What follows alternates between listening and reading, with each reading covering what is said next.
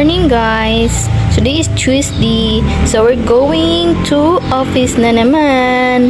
So ayan, nauna yan na yan sa kotse guys. Kasi hindi yan makaantay eh. Kaya nilagay ko na dyan. Tapos, nandun ako sa likod, sigaw ng sigaw. Ano? Tayo mag-drive? Di ako marunong mag-drive. Huy! So ayan guys, punta na kami ng office. Hi guys! Good morning! So nandito na kami sa office.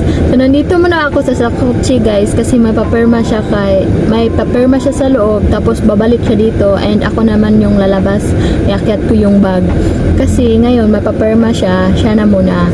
So yung sinasabi ko, yung bus namin. So yun guys. So ito naman, 'di ba? Sabi ko sa inyo, ito kawawa to ngayon guys. Walang kain kasi fasting siya kasi magpapadoktor kami today. So guys, sabihin mo, hi guys! Subscribe na kayo sa channel ko. So yun guys, 'di ba? Parati ko kasama. So yun lang guys. Good morning. See you in my next video.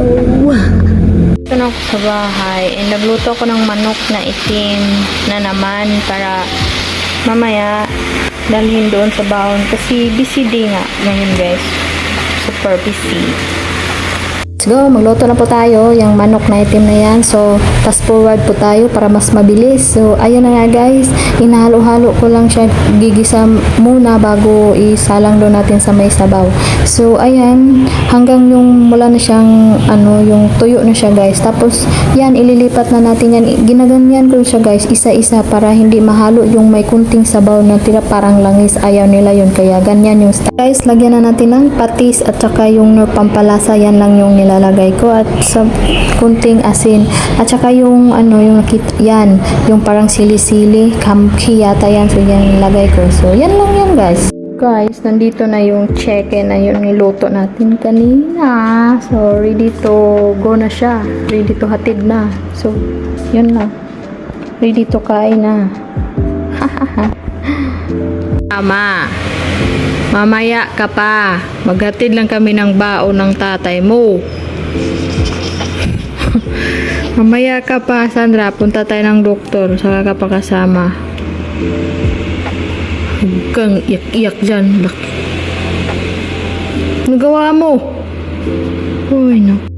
Lumabas kami. Diba, hinatid namin yung baon. So, ngayon, dumaan kami dito sa National Bookstore.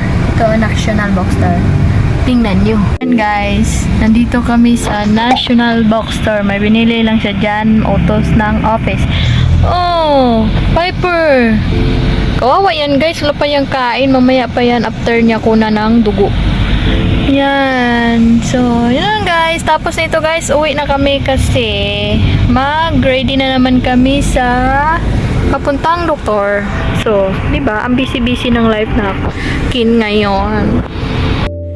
Hello guys, nandito kami sa Sikam kasi padoktor namin yung check up pala. Pati-check up sila. So, dito kami, dito yung puti, yung isa nandun sa kotse kasi mainit dito. So may isa pa sa loob, mamaya kami nasunod. So yeah guys.